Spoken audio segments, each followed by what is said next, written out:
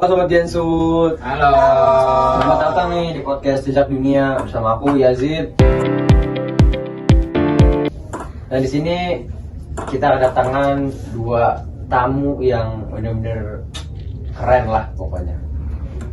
Yang pertama nih guys, ada Rian.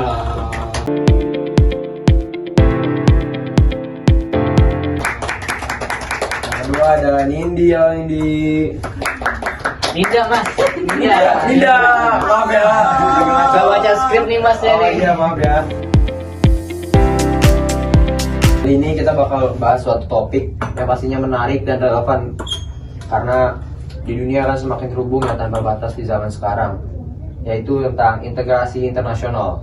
Kalau dengar kata integrasi nih ya, aku langsung kepikiran sama proses penyatuan sih.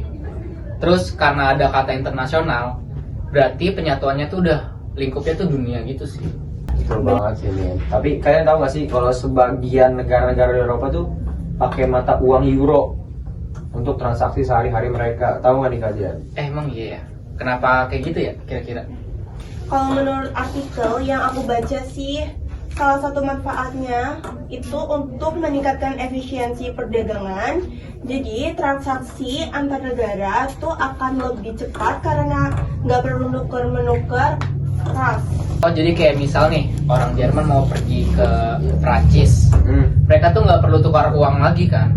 Itu udah praktis banget sih. Nah itu ya contoh salah satu contohnya tuh ya integrasi ekonomi. Nah tapi ngomong-ngomong saya nih, kalian tahu nggak nih kalau menurut kalian tuh bentuk integrasi tuh apa sih bagi kalian masing-masing nih? ASEAN itu nggak cuma fokus di ekonomi Asia Tenggara aja, tapi juga di sosial, budaya, pendidikan, bahkan keamanan. Iya sih, soalnya ASEAN kan punya banyak program kayak AFTA, pertukaran pelajar, festival seni, atau beasiswa.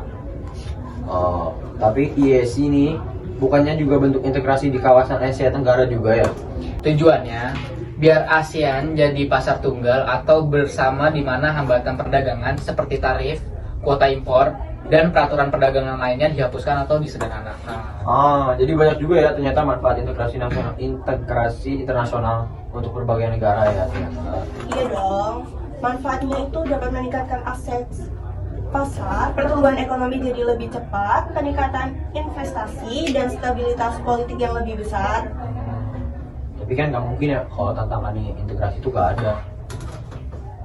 Nah, salah satu tantangannya itu kesenjangan antara orang kaya dan orang miskin. Ketidaksetaraan ekonomi yang meningkat karena kemampuan tiap negara ASEAN kan nggak sama nih dalam menghadapi persaingan global. Ngomong-ngomong tentang global nih, kalian tahu nggak sekarang di zaman sekarang nih tentang global sendiri, global atau globalisasi lah, ngerti nggak nih? Tahu dong ya sih, apalagi sekarang kita bisa dapat informasi dari seluruh dunia dengan cepat kan? Nah, makanya kita harus lebih kritis dalam memilah informasi supaya nggak kemakan hoax. Karena globalisasi ini bikin dunia jadi tanpa batas. Tapi kalau bentuk globalisasi sendiri kan ada 4 ya. Sejak pertengahan abad 20. Nah, salah satunya itu ada perubahan yang sangat cepat di bidang ekonomi.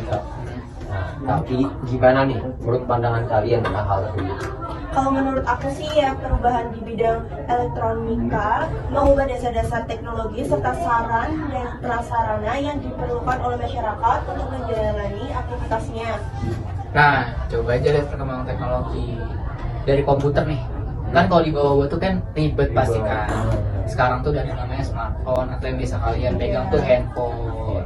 Fenomena kedua nih aktivitas ekonomi dan perpindahan orang lintas negara yang makin masif. Sekarang juga banyak banget TKI yang kerja di luar negeri kayak Singapura, Malaysia, Thailand, atau mungkin Kamboja kali ya akhir-akhir ini ya.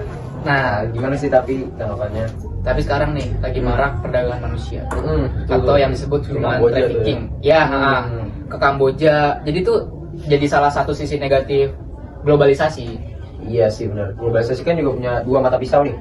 Sisi negatif sama ya human traffickingnya itu, dan positifnya mereka adalah salah satu penyumbang devisa terbesar ke Indonesia. Tapi kita lanjut ke fenomena ketiga nih, jangan main selesai aja. Tumbuhnya ruang pergaulan sosial yang bersifat transparansi alias itu transnasional ya. Oke. Contoh paling gampangnya yang di media sosial ada gak sih Ada banget nih. Apa? Jadi kita bisa punya banyak teman di berbagai dunia, belahan dunia Belahan manapun, dunia banget nih. belahan dunia Belahan manapun, dunia, oke. dengan sosial media atau dengan punya hobi yang sama. Oh iya ya benar juga. Tapi gue punya yang terakhir nih yang keempat nih ya. Globalisasi juga kan membawa perubahan di aspek ideologi, nilai, norma sosial. Tapi gimana menurut Ninda nih tentang itu? Pastinya globalisasi membuat orang lebih terbiasa interaksi dengan budaya lain, mau itu mulai internet, film, atau pelajaran internasional. Oh, jadi contohnya kayak mahasiswa yang ikut tinggal pertukaran pelajar ke luar negeri ya, yang mungkin lebih banyak akhir-akhir. Benar banget. Tapi tentang globalisasi nih, globalisasi ini ada beberapa pendekatan kan? Benar. Iya kan? Benar. Jadi- Apa sih? Tahu nggak? Iya tahu. Apa Yang pertama ada pendekatan sistem global terbagi menjadi 3 nih, Oh, buat itu. yaitu negara dominan contohnya Amerika, semi periferal contohnya Indonesia, dan periferal contohnya Haiti. Jadi, misal negara dominan membuat keputusan itu, negara semi periferal dan periferal nggak bisa menolak ya, karena keputusan mereka berdampak luas nih bagi negara-negara di seluruh dunia.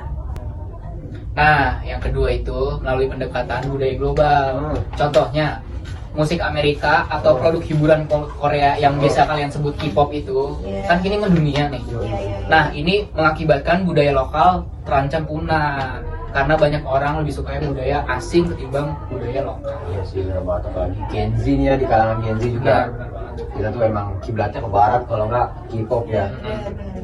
Dan ya, menurut saya kan sebagai generasi muda juga kita harus melestarikan kearifan lokal kan, supaya nggak hilang di telan bumi gitu kan. Benar. Karena kalau bukan kita, ya siapa lagi bro? Ya Nah, kan? benar banget nih Mas Yazid. Salah satunya kita bisa lewat hal kecil dulu. Misalnya pakai produk lokal, Betul. ikut acara kebudayaan, Betul. atau bahkan belajar tarian atau lagu-lagu daerah masing-masing. Betul banget. Oke, kita lanjut nih ya yang ketiga. Melalui pendekatan masyarakat dan politik global. Gimana nih menurut kamu nih? Jadi organisasi-organisasi internasional berpengaruh besar dan bisa mendesak suatu negara untuk mengikuti arahannya dengan alasan kepentingan global. Contohnya gimana tuh? Tahu nggak ya?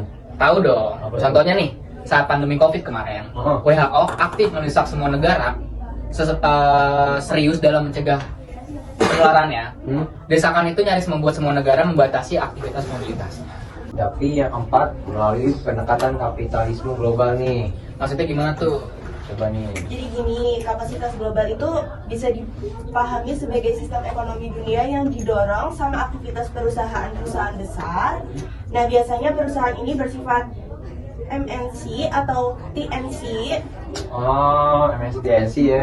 Iya, baru ingat. MNC itu multinational corporation. Nah, benar. Sama si TNC itu tuh transnational corporation juga. Benar. Jadi ya itu tuh MNC dan TNC itu perusahaan internasional yang punya kantor pusat di suatu negara, tapi cabangnya ini jamur kan, banyak tuh di seluruh negara. Kalau transnational corporation TNC gimana tuh? Kalau TNC itu perusahaan perdagangan hukum yang udah benar-benar lintas negara, manajemennya nggak cuma dikendalikan dari suatu negara saja. Tapi nih keberadaan MNC dan TNC di bidang ekonomi ini emang benar sih bikin masyarakat jadi semakin konsumtif ya pastinya. Ya kan ya. Iya, makanya kita sebagai generasi muda harus pinter nyari, boleh meningkatkan produk global, tapi jangan sampai terjebak gaya hidup konsumtif yang berlebihan. Luar biasa banget ya kita hari ini nih. Kita bisa simpulkan ya bahwa integrasi internasional dan globalisasi membawa banyak peluang sekaligus tantangan di suatu sisi, membuka akses ekonomi juga, budaya dan teknologi Benar yang kita banget. bahas tadi. Benar. Tapi jangan benar banget nih. Dari sisi lain juga kita nimbulin kesenjangan dan ada potensi hilangnya identitas itu dia. Itu yang benar-benar kita sayangin ya. Semoga ya jangan sampai kita kehilangan identitas sendiri sih. Benar. Benar. Benar ya? Benar. Bener ya? Setuju. Bener ya? Bener banget. Oh bener, oke udah cukup. Tapi sekali lagi makasih banyak nih untuk Rian dan Tentara Adisti. Salah ya, Ninda. Oke Ninda. Atas penjelasannya yang sangat mencerahkan ini. Semoga para pendengar-pendengar di rumah nih bisa dapatin wawasan baru dari podcast kali ini ya. Sampai jumpa di podcast kita selanjutnya. Dadah.